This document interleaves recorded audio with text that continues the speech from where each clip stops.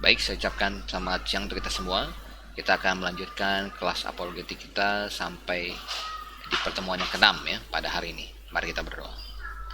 Bapa di dalam surga, kami mohon pimpinanmu dalam pembelajaran kami. Mohon kiranya Tuhan pimpin agar kami dapat semakin membangun diri kami, agar kami dapat memberikan pertanggung jawab kepada orang-orang yang meminta pertanggung jawab kepada kami. Mohon Tuhan pimpin, berikan kami hikmat. Kami berdoa di dalam nama Tuhan kami Yesus Kristus. Amin. Oke. Jadi ini adalah pertemuan kita yang keenam. Bahan sudah saya kirim di WhatsApp grup kita. Silakan Anda print, kemudian Anda isi di lembaran materi itu. Oke.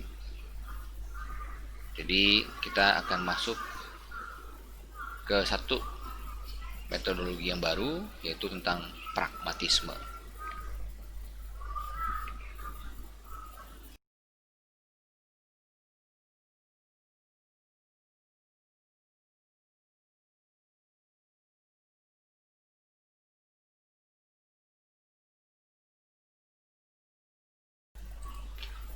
Oke, pragmatisme.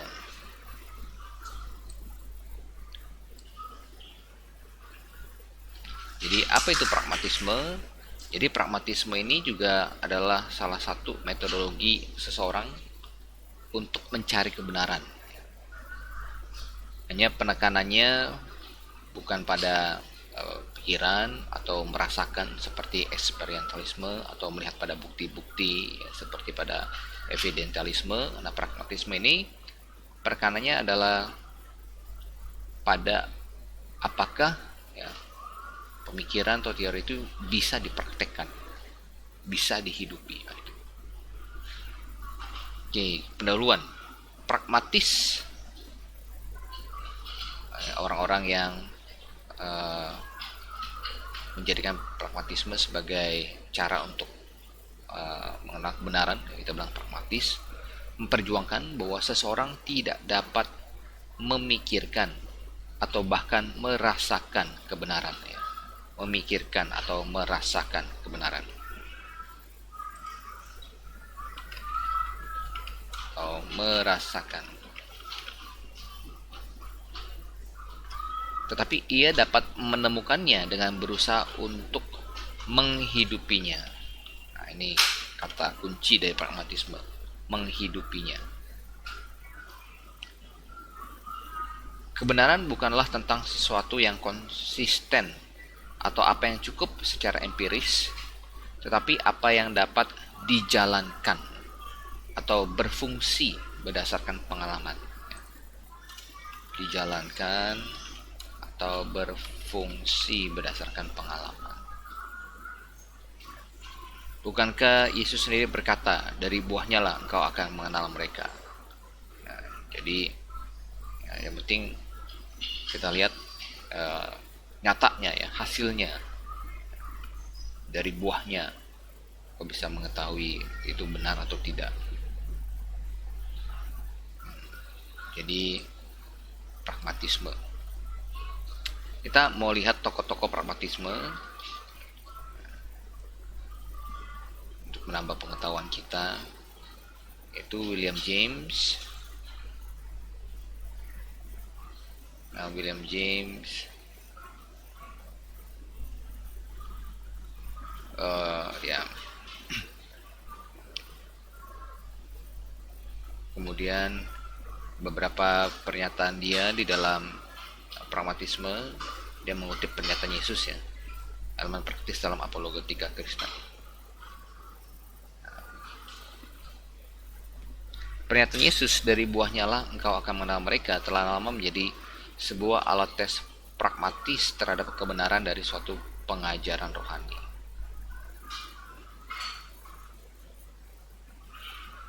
Jadi ya, ada poin positif pula yang bisa kita pakai dari pragmatisme ini untuk kita jadikan sebagai materi untuk apologi iman Kristen. Kita didorong untuk percaya apa yang Allah katakan karena kita dijanjikan hidup kekal sebagai upah jika kita percaya. Francis Schaeffer dalam sebuah bab yang berjudul How Do We Know It Is True memberikan outline akan caranya menguji kebenaran sebagai berikut.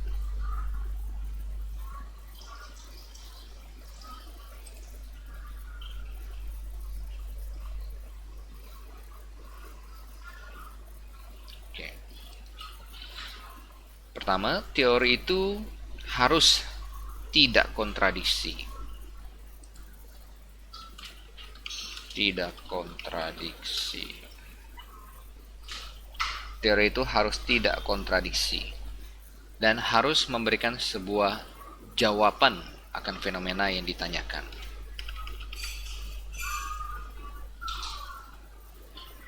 Kedua, kita harus dapat menghidupi secara konsisten teori kita. Menghidupi secara konsisten teori kita. Ya, jadi ini adalah dua hal bagaimana kita mengetahui apakah suatu pengajaran atau suatu pemikiran atau ide-ide, suatu klaim-klaim kebenaran itu benar atau tidak. Nomor satu, tidak boleh kontradiksi dan memberikan jawaban. Kedua, apakah bisa dihidupi ya, secara konsisten. Schaeffer mengakui bahwa pandangan non-Kristen seperti materialisme dapat masuk ke dalam kriteria pertama, yaitu tidak kontradiksi dari jawaban, tetapi tidak cocok dengan kriteria kedua, karena manusia tidak dapat hidup bagaikan sebuah mesin. Namun cara pandang Kristen mengenai dunialah yang dapat dijalani baik dalam kehidupan maupun dalam pengajaran akademis. Kemudian Francis Schaeffer menambahkan dan harus ditambahkan dalam kesimpulan bahwa ya, saat ketik ya,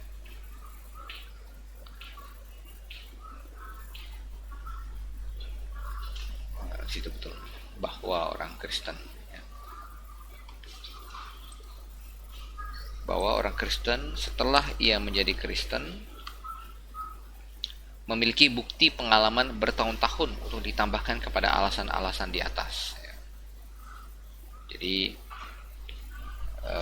ya, pengalaman itu ya, berarti di sini masuk ke eksperimentalisme dan juga menunjukkan bahwa pengalaman yang bertahun-tahun itu menunjukkan bahwa iman kita atau klaim-klaim kebenaran atau teori yang kita percaya itu bisa berfungsi ya. Jadi ya, ada sisi positif dari eksperimentalisme juga dengan pragmatisme ya. Jadi letak kegagalan dari pandangan non-Kristen adalah perihal tidak dapat dijalaninya, tidak dapat dijalaninya. Sementara kebenaran Kristen diteguhkan melalui kemampuannya untuk bisa dijalani dan verifikasi pengalaman.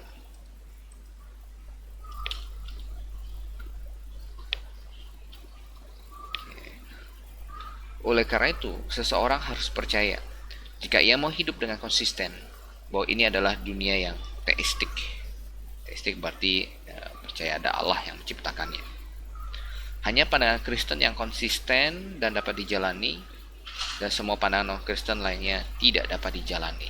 Jadi ya, ada sisi positif ya. Kita bisa memakai sisi positif dari pragmatisme untuk menilai apakah worldview atau pandangan-pandangan kepercayaan lain itu benar atau tidak ya. Dengan cara apakah itu bisa dijalani atau tidak. Ya, tetapi ya bukan hanya itu ya standar pengukuran kita. Kita akan masuk nanti ke dalam ketidakcukupan ya. Oke, beberapa karakteristik pragmatisme.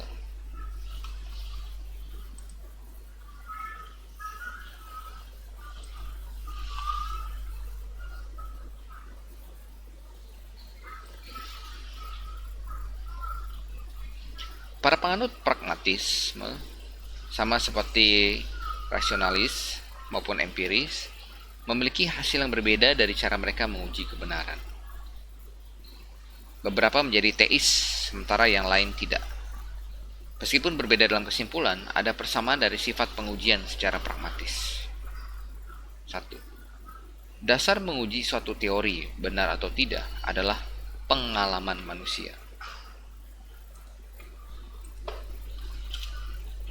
Pengalaman manusia. Jadi ini dasar menguji suatu teori benar atau tidak. Jadi sedikit overlap dengan eksperimentalisme ya.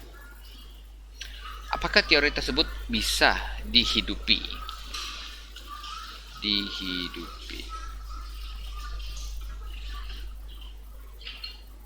Apakah teori tersebut bisa dilakoni?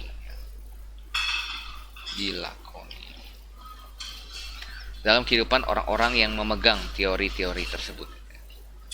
Ada perbedaan dalam sumber dan sifat dari teori kebenaran di antara kalangan pragmatis. Beberapa menekankan pengalaman, beberapa menekankan pewahyuan ilahi. Tetapi pengujiannya tetap sama. yakni apakah buah dari teori tersebut dalam hidup orang-orangnya. Oke, jadi mau yang sumbernya pengalaman atau sumbernya dari wahyu, tapi tolak ukurnya, cara ujinya tetap apakah bisa berfungsi, ya, apakah bisa dijalani, ya, dilakukan. Pragmatisme dikarakteristikan dengan hal-hal seperti apa yang terjadi di masa depan. Apa maksudnya? Maksudnya adalah bukan saat ini dan pengalaman individu yang akan menentukan kebenaran dari sebuah hipotesa, melainkan pengalaman jangka panjang dan terus-menerus. Jangka panjang dan terus-menerus. Ya. Jadi bukan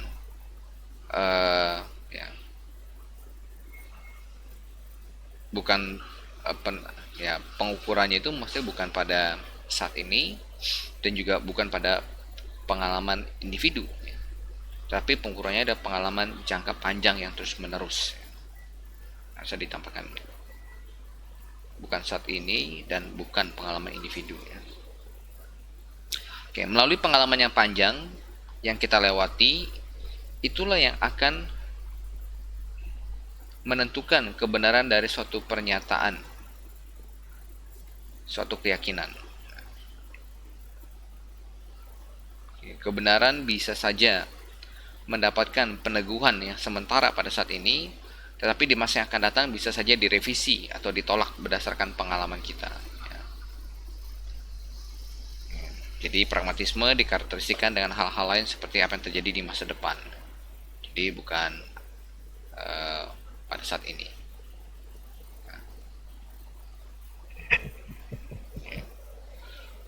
Bukan saat ini dan pengalaman individu yang akan menentukan kebenaran dari sebuah hipotesa. Ya.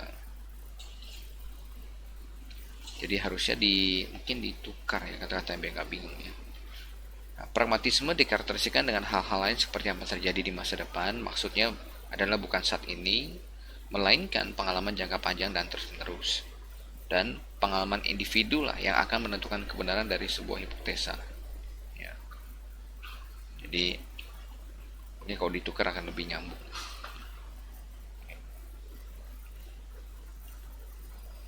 Baik, kita lanjut lagi. Silakan.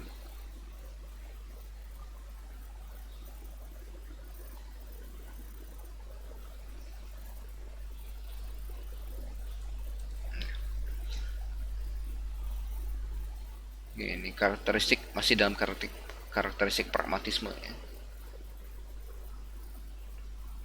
Jadi pengujiannya apakah bisa dihidupi atau tidak, kemudian penekanannya pada apa yang akan terjadi di masa depan. Yang ketiga adalah pragmatisme menyangkal hasil yang absolut dari pengujian yang dilakukannya.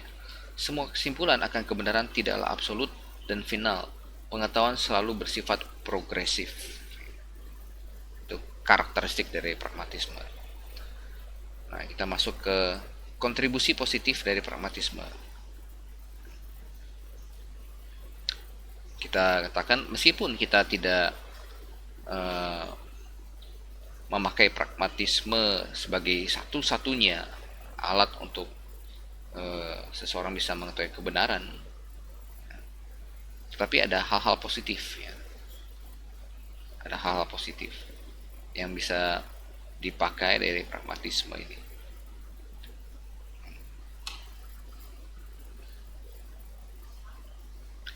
Tawaran pragmatisme adalah sebuah hal yang menyegarkan, yang bertolak belakang dengan rasionalisme. Metodologi ini membawa seseorang dari menara gading, jadi yang tinggi-tinggi pemikirannya, betul, yang mengawan-awan, dari hal-hal yang abstrak kepada realitas yang nyata dalam kehidupan atau membumi, yang nyata atau membumi dalam kehidupan. Jadi yang sungguh-sungguh bisa dijalani. Oke, mari kita lihat pertama. Pragmatisme menyediakan sebuah keseimbangan antara reaksi yang tidak setuju dengan pendekatan secara formal dan rasionalistik. Metode ini menekankan hal-hal praktis, ya, vis a vis. Jadi kita dapatkan ini bahasa Latin, bahasa Inggris jadi vis itu muka, face to face, vis a vis. Hal-hal praktis vis a vis yang saling berhadapan dengan hal-hal teori saja. Metode ini itu jawabannya ya, dengan hal-hal teori saja. Jadi ya, teori itu harus bisa dilakoni. Metode ini tidak puas mencari penyebab, tetapi juga peduli dengan apa efek yang dihasilkan dalam hidup ya. Efek yang dihasilkan dalam hidup.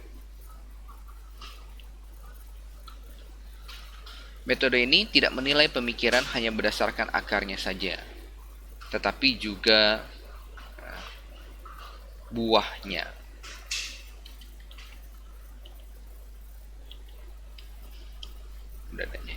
Tapi buahnya. Pragmatisme dengan benar menekankan bahwa pemikiran yang dalam akan suatu hal tidak selalu cukup.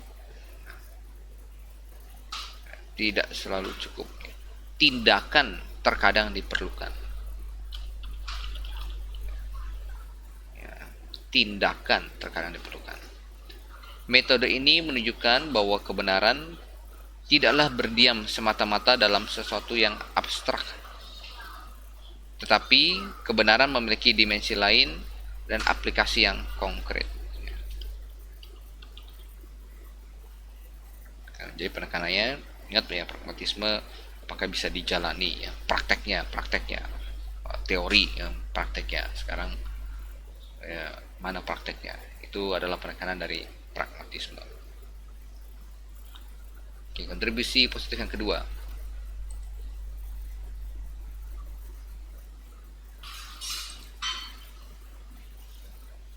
Kebenaran, setidaknya kebenaran suatu keyakinan pada akhirnya dikonfirmasi dalam pengalaman pribadi.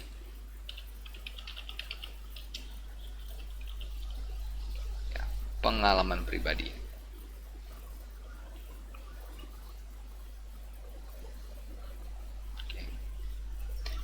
Teori apapun ya, yang menawarkan dirinya sebagai suatu cara pandang terhadap dunia dan hidup harus dapat diaplikasikan dalam hidup. Jawabannya diaplikasikan dalam hidup. Oke. Jika sebuah pandangan tidak dapat dijalani, bagaimana mungkin bisa dianggap sebagai sebuah pandangan yang benar dalam kehidupan?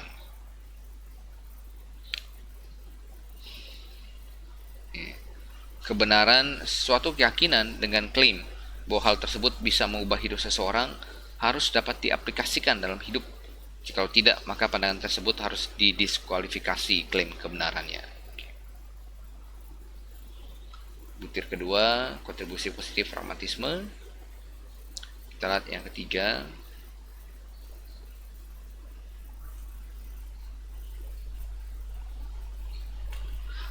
Pragmatis juga mengingatkan bahwa manusia itu terbatas. Bahkan jikalau ada kebenarannya absolut, ia tidak memiliki pemahaman yang absolut akan kebenaran itu. Dan bahkan jika ada pribadi yang tidak terbatas, manusia-manusia yang terbatas memiliki kekurangan yang jauh dari pemahaman yang tidak terbatas akan pribadi itu. Pragmatis mengkoreksi peranan dari dogmatis dan mengingatkan orang Kristen bahwa sekarang kita hanya melihat dalam cermin suatu gambaran yang sama-sama. 1 Korintus 13 ayat 12. Jadi ini mirip dengan agnostik terbatas ya. Terbatas. Jadi ada hal-hal yang kita tidak tahu dari tentang Allah. Nah, itu kita tidak sangkal. Nah, yang kita tentang adalah yang agnotisme yang tidak terbatas, bahwa kita sama sekali tidak tahu apapun ya, tentang Allah. Nah, itu yang kita sanggah. Nah, di sini pragmatisme juga mengingatkan bahwa manusia itu terbatas. Pragmatis mengkoreksi peranan dari dogmatis. Jadi beberapa diantaranya overlap. Oke, kita lanjutkan. Ini kontribusi positif 1, 2, 3, 4 ya. Akhirnya pragmatis mengingatkan kita lagi akan peranan dari kehendak bebas. Kehendak bebas dan pribadi dalam kebenaran. Proses mengerti dan mengaplikasikan kebenaran dalam hidup seseorang lebih dari semata-mata rasional.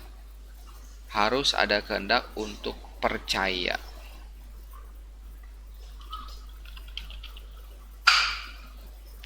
Kuda dapat dipimpin ke air, tetapi tidak dapat dipaksa untuk minum. Bahkan tidak dengan argumen yang logis. Bahkan jika seseorang membuktikan secara logis bahwa Allah ada, hal tersebut tidak langsung membuat seseorang percaya pada Allah. Oke, jadi ya. Ini kontribusi yang keempat, pragmatis mengingatkan kita ada peranan dari kehendak bebas ya. Jadi dengan argumen, kalau kita yakinkan ya dan ambil contoh kuda ya, kita yakinkan kuda ya, air ini bagus loh ya, mengandung oksigen karena kandungan oksigennya tinggi, pH-nya balance ya, kemudian sudah di reverse osmosis juga apa segala macam ya, tidak ada kandungan besinya, jernih, murni air ya, pokoknya kalau minum ini akan sehat deh, bagus ya. Tetapi ya, yang menentukan apakah dia mau minum atau tidak ya kehendak bebas dari ya, si kuda itu sendiri ya.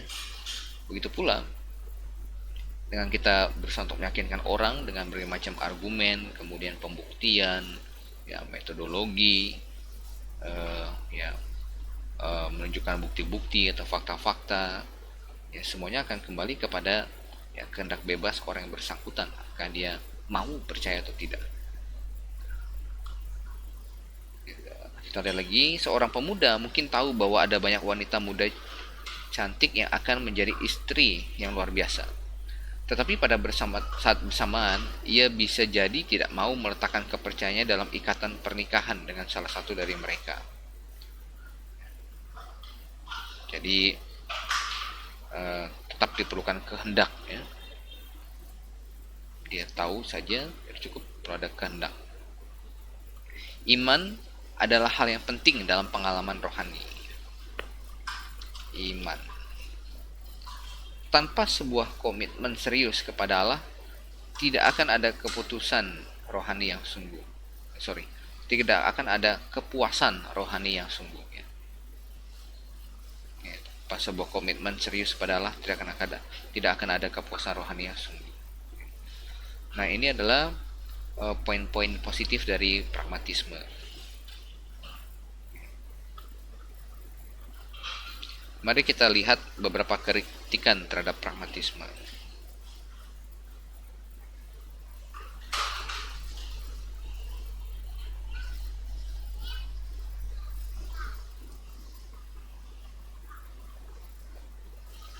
Beberapa kritikan terhadap pragmatisme. Satu, hasil atau konsekuensi dari sebuah tindakan tidaklah memberitahu apa yang benar, tetapi hanya apa yang terjadi dengan pekerjaan itu sendiri.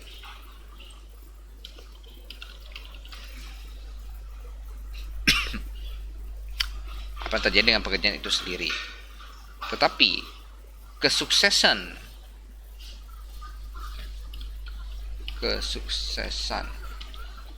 bukanlah kebenaran, dan kegagalan tidak selalu berarti salah.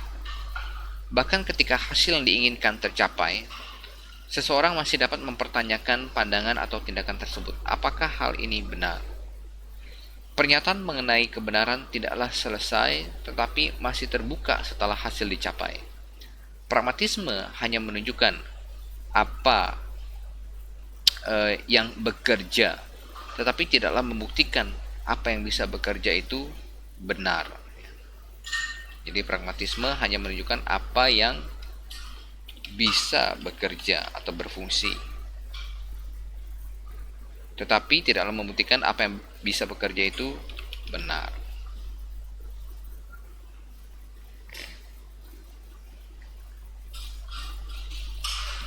Jadi ya, hasil tidaklah memberitahu apakah suatu metode itu atau suatu cara itu atau suatu kepercayaan itu atau suatu teori worldview benar atau tidak ya.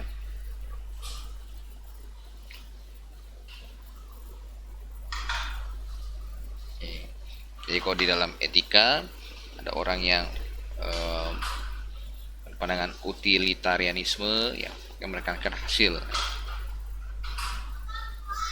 Jadi yang penting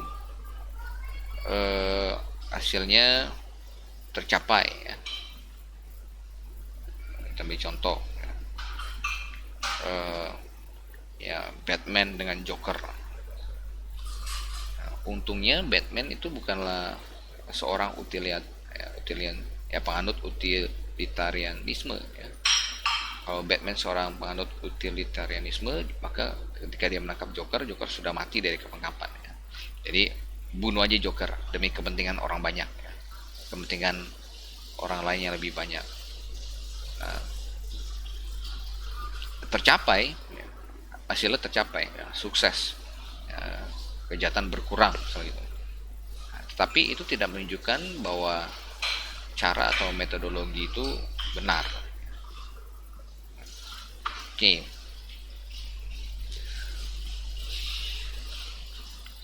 Jadi hasil konsekuensi dari sebuah tindakan tidaklah memberitahu apa yang benar. Oke, kita masuk yang butir kedua. Kebenaran dapat tidak berkaitan dengan hasil. Hasilnya bisa saja tercapai karena kecelakaan atau tidak sengaja. Kecelakaan atau tidak sengaja.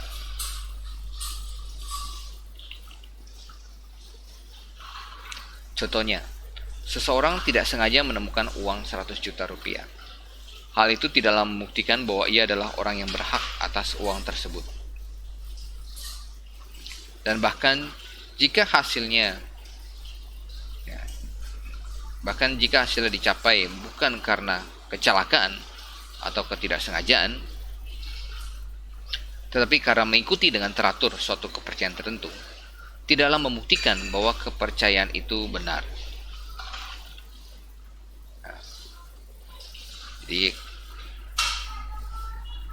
kebenaran tidak berkaitan dengan hasil karena bisa saja ada unsur ketidaksengajaan.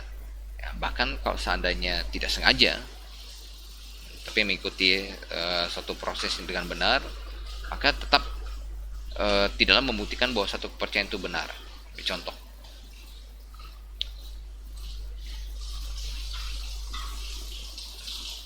masuk ke dalam rumah orang tanpa diizinkan terlebih dahulu dengan memilih sebuah kunci yang bisa membuka pintu terus-menerus tidaklah menunjukkan bahwa itu adalah cara yang benar untuk masuk ke rumah orang atau masuk ke rumah orang. Itu adalah hasil yang benar. Ya, jadi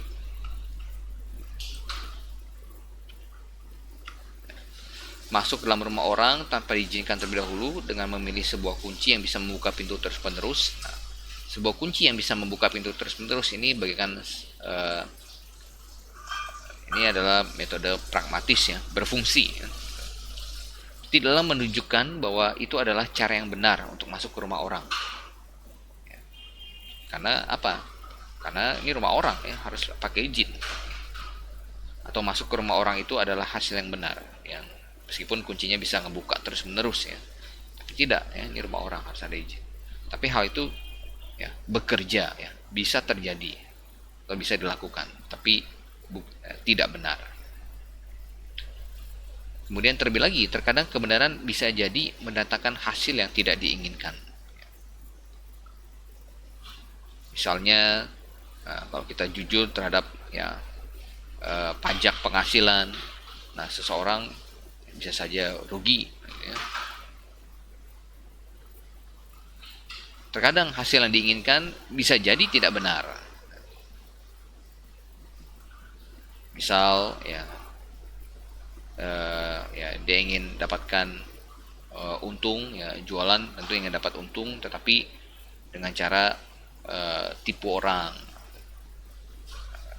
Untung sih ya, hasilnya sesuai ya, sesuai target dapat untung ya, tetapi ya caranya salah ya. Oke, jadi kritik atau ketidakcukupan pragmatisme yang tadi poin yang kedua, bahwa kebenaran tidak berkaitan dengan hasil. Maksud yang ketiga ya.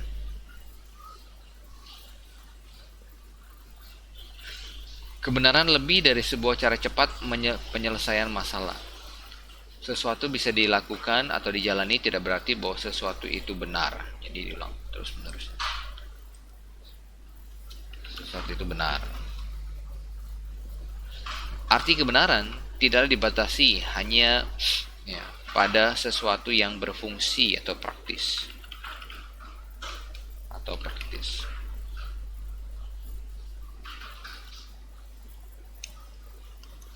Kalau kebenaran hanya sekedar apa yang berfungsi bagi seseorang pada saat ini, maka kebenaran menjadi sesuatu yang relatif bagi tiap-tiap orang ya. Kenapa? Karena apa yang berfungsi bagi saya belum tentu berfungsi kepada orang lain ya. Dan apa yang berfungsi kepada orang lain belum tentu berfungsi kepada saya. Jadi relatif. Oke, poin selanjutnya, mustahil bagi kita untuk mengetahui konsekuensi jangka panjangnya.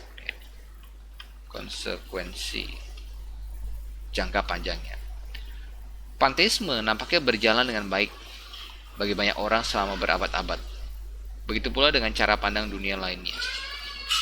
Apakah hal ini mengkonfirmasi kebenaran dari pandangan-pandangan itu, atau semata-mata menunjukkan fakta bahwa lebih banyak orang sedang mencoba mencari dan menemukan apa yang bisa berfungsi bagi mereka?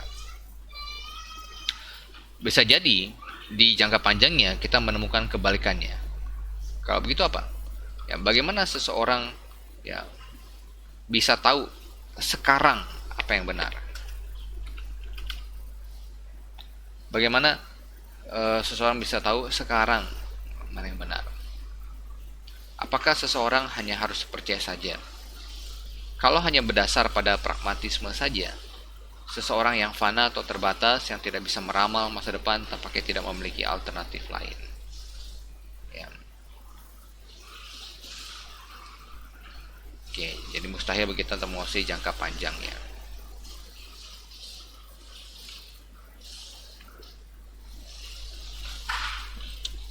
Oke, masuk ke poin berikutnya.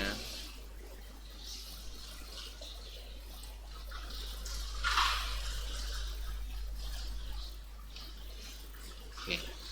Nah, tadi dikatakan bahwa satu karakteristik daripada pragmatis ya adalah menekankan ya pada kehendak bebas ya. Kita bisa yakinkan orang dengan bermacam argumentasi, tetapi keputusannya tetap berada di tangan dia ya, kehendak bebas dia. Nah, itu adalah hal yang positif. Tetapi kita katakan kekuatan kehendak saja tidak cukup untuk menentukan kebenaran. Iman memang sesuatu yang diperlukan dalam kepercayaan pada Allah. Namun seseorang harus memiliki beberapa bukti atau alasan untuk percaya bahwa ada Allah sebelum ia sungguh-sungguh mempercayainya. Pendek kata, di poin ini, pragmatisme menjadi sama dengan fideisme. Fideisme. Oke. Jadi harus beriman, ya, percaya, ada komitmen, ya, melibatkan kehendak. Oke, tetapi sebelum kita mau beriman pada sesuatu, kita harus pastikan dulu bahwa sesuatu itu benar, ya. Sebelum kita mau memberikan komitmen hidup kita harus pastikan dulu bahwa sesuatu itu benar. Ya, jadi kalau hanya mengandalkan iman saja, kita belum cek apakah itu benar atau tidak, ya, maka ya dalam hal ini pragmatisme ya overlap dia, ya, sama dengan fideisme. Oke, yang terakhir, ya, kritik terhadap pragmatisme.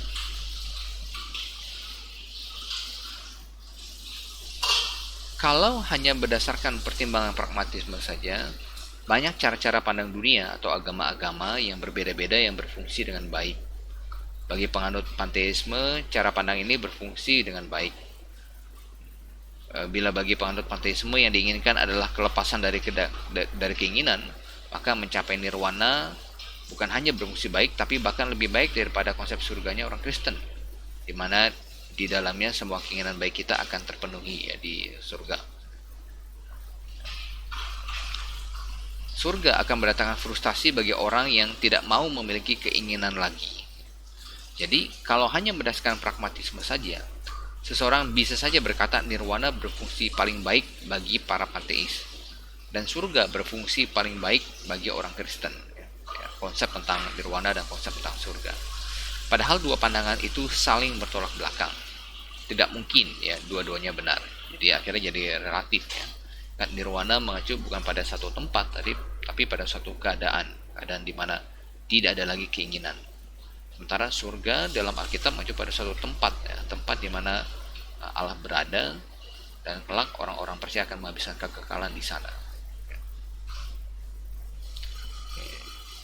Dan bagi penganut panteisme, ya, beberapa agama besar yang masuk ke dalam panteisme ini diantaranya adalah seperti Buddhisme, Hinduisme, ya, konsep tentang nirwana mereka bisa jalankan, ya. Mereka bisa jalankan, ada orang yang bertapa, berusaha untuk tidak punya lagi keinginan, ya. Tapi apakah sesuatu yang bisa dijalankan itu bisa dilakoni dalam kehidupan mereka sehari-hari itu adalah tolak ukur bahwa satu kepercayaan itu benar? Tentu tidak, ya. Bukan itu satu-satunya, ya. Oke, itu tentang pragmatisme. Anda punya pertanyaan, silakan langsung tanyakan di grup, ya.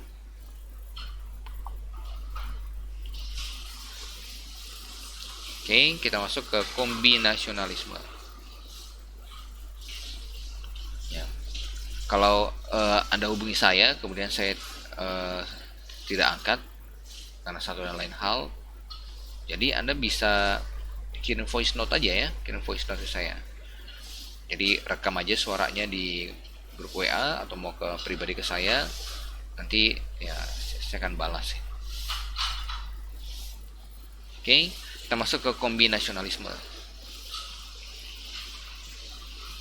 Nah, dari namanya saja ini sudah memberitahu kita, ya, kombinasi.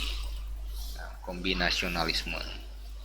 Jadi ini penggabungan, ya, kombinasi dari beberapa metodologi.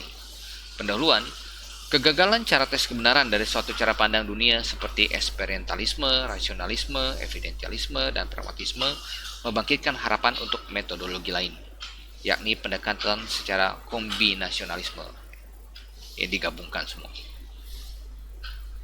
Kemudian tokoh-tokohnya Edward J. Carnell, Ian Ramsey, Frederick Fair, ya.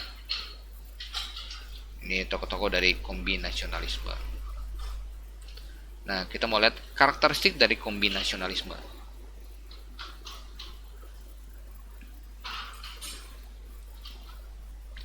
Para kombinasionalis, jadi penganut metodologi kombinasionalisme, kita bilang kombinasionalis ya. Penganut metodologi pragmatisme, pragmatis ya. Fideisme, fideis ya. Rasionalisme, rasionalis. Jadi para kombinasionalis setuju bahwa tidak ada alat tes untuk kebenaran yang cukup. Kombinasionalisme berupaya untuk melakukan tesnya secara menyeluruh.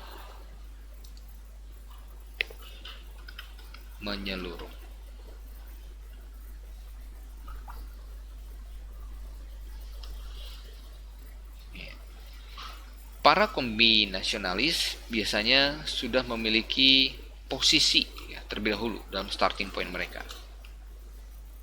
Posisi. Titik awal starting point ya, tidaklah netral. Pengalaman tidak menafsirkan dirinya sendiri. Tafsiran dari pengalaman sangat bergantung pada cara pandang dunia yang dimiliki oleh seseorang. Hipotesis yang diajukan harus dapat diuji berdasarkan konsistensi dan kemampuannya untuk cocok dalam fakta pengalaman seseorang. Ini gabungan dari beberapa metodologi. Kontribusi positif kombinasionalisme.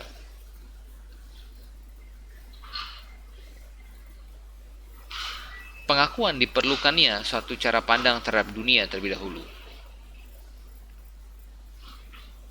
Nah, ini ada pengakuan ya, bahwa sebelum seseorang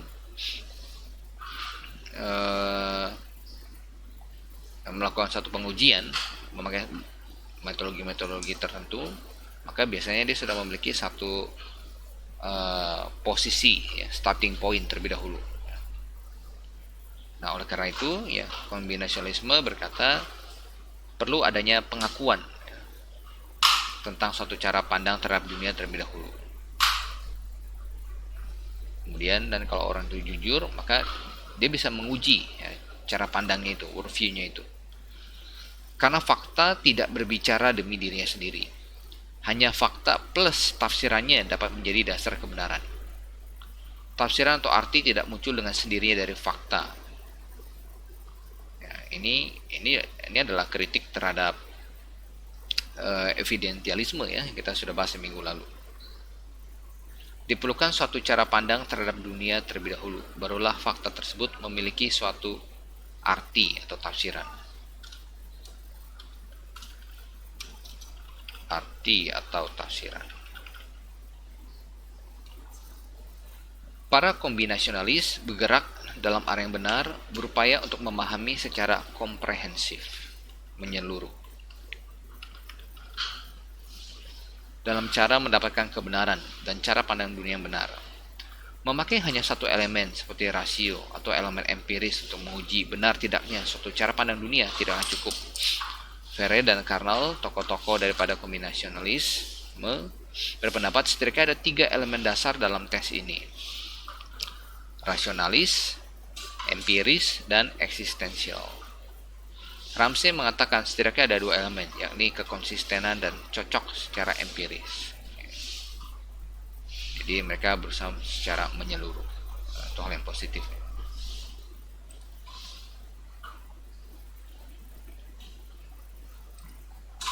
Kontribusi positif yang ketiga, kombinasionalisme bisa menjadi suatu alat ukur kebenaran yang cukup dalam konteks tertentu.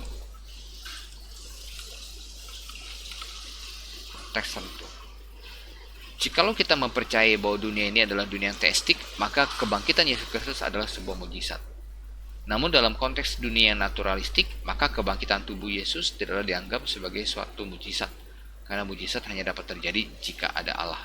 Jadi bagaimana orang naturalis menjelaskan tentang kebangkitan tubuh Yesus Kristus? Yang mereka katakan, itu adalah fenomena yang tidak dapat dijelaskan.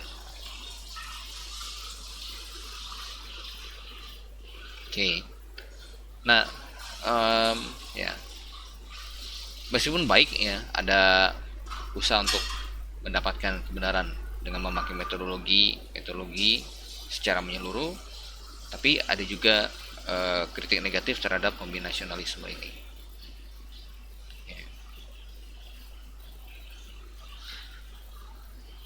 Kontribusi positif kombinasionalisme memunculkan suatu kritikan penting. Ketika menguji suatu cara pandang dunia, kita tidak dapat mengasumsikan kebenaran dari cara pandang tersebut.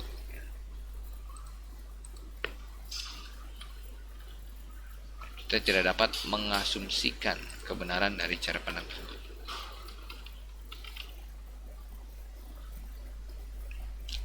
Karena cara pandang tersebut itulah yang sedang diuji. Contoh, seorang apologis Kristen tidak dapat mengacu kepada mujizat kebangkitan Kristus untuk membuktikan bahwa ada Allah, kecuali sudah dibuktikan terlebih dahulu bahwa ada Allah yang melakukan mujizat. Maka kebangkitan tidak dapat menjadi konfirmasi dari eksistensi Allah. Bagi kaum non-teis justru paham bahwa dunia ini adalah dunia teistik. Inilah yang dipertanyakan.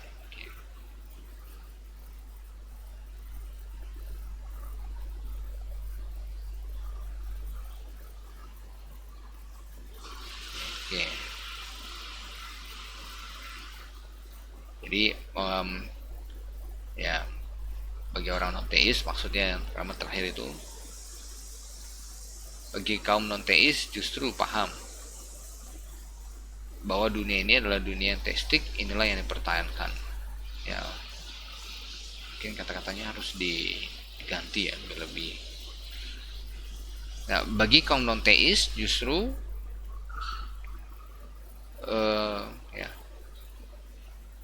mereka mungkin diganti kata-kata ini. Bukan justru paham bahwa dunia ini adalah dunia teistik. Inilah yang dipertanyakan. Bagi non-teis justru mereka mempertanyakan kebenaran bahwa dunia ini adalah dunia yang teistik. Jadi sebelum kalian ngomongin tentang kebangkitan Yesus Kristus atau mujizat apa segala macam, kalian buktikan dulu, hai kaum teis, bahwa dunia ini diciptakan oleh Allah, bahwa ada Allah. Jadi maksudnya non-teis paham kalau kalian mau berkata dunia ini adalah dunia teistik, kalian harus buktikan karena ini jadi persoalan ini yang dipertanyakan. Oke, kritik negatif yang kedua. Kombinasionalisme tidak dapat menutupi kekurangan dari pemakaian metodologi lain yang memiliki kekurangan juga. Tidak dapat menutupi kekurangan. Jikalau satu ember yang bocor tidak dapat menampung air, maka 2 atau 3 ember bocor lainnya tidak dapat menampung airnya juga. Kecuali ada cara untuk memperbaiki ketidakcukupan masing-masing metode itu.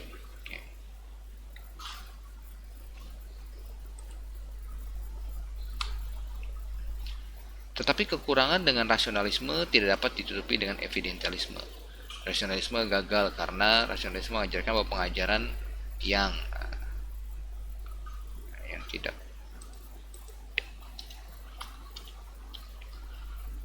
yang tidak kontradiktif sudah pasti itu benar. Padahal tidak. Sesuatu yang tidak kontradiksi belum tentu benar. Vere mengakui fakta ini, mengatakan bahwa suatu cara pandang dunia yang non-teistik bisa saja tidak saling kontradiksi. Orang Hindu atau Buddha dapat mengaplikasikan kombinasi berbagai tes kebenaran untuk mendukung keyakinan mereka. Dan kita katakan mereka tidak kontradiksi. Apakah berarti kepercayaan mereka benar? Itu tidak. Experientialisme tidak dapat dikoreksi dengan penafsiran atau suatu cara pandang tertentu. Karena justru cara pandang itulah yang sedang kita mau uji benar atau tidaknya. Jadi, saya mengalami di agama Buddha ketika saya berdoa terjawab, atau di agama Hindu ketika saya berdoa kepada dewa tertentu dijawab, atau agama Islam ketika saya berdoa dijawab, agama Kristen, Katolik. Jadi pengalaman saya menjadi tolak ukur itu benar atau tidak.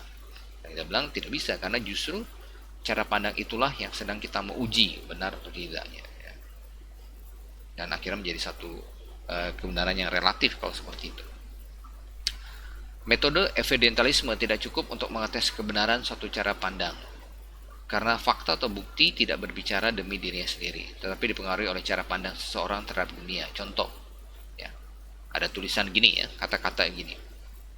Nah, ini bisa ditafsirkan dengan berbeda-beda tergantung dari cara pandang seseorang ya. Kalau Anda baca apa nih? He is nowhere, ya, he is nowhere, ya. Atau bisa juga he is nowhere, ya. Dia tidak ada di mana-mana ya. He is no, ya. He is ya, nowhere, ya. Dia tidak ada di mana-mana ya.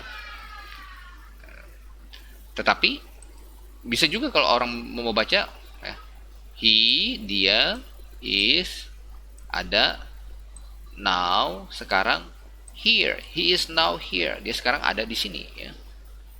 Jadi nah, seperti itulah evidentialisme ya. Tergantung dari ya, fakta atau bukti ya, tidak berbicara demi diri sendiri ya, harus diikuti dengan konteks. Jadi tergantung dari orang itu punya kepercayaan apa, sudut pandang apa, maka dia bisa ya, memiliki tafsir yang berbeda-beda pula ya. Ya, misalkan temukan mayat Musa ya. Temukan mayat Musa, atau ya, Yudaisme akan mengklaim lihat kebenaran daripada kepercayaan kami ya. Yang Islam juga akan mengklaim lihat kebenaran dari kepercayaan kami. Yang Kristen juga mengklaim melihat kebenaran dari kepercayaan kami ya. Jadi berbeda-beda ya. Demikian pula pragmatisme tidak dapat dipakai karena metodologi ini hanya membuktikan apa yang dapat bekerja berfungsi, bukan apa yang benar. Jadi masing-masing ini ada kekurangannya, dan kombinasionalisme yang ingin menggabungkan semuanya tidak bisa menutupi kekurangan-kekurangan dari ini. Oke, kombinasionisme hanya dapat digunakan sebagai alat tes untuk mengetahui ya, apakah suatu kepercayaan salah atau tidak ya.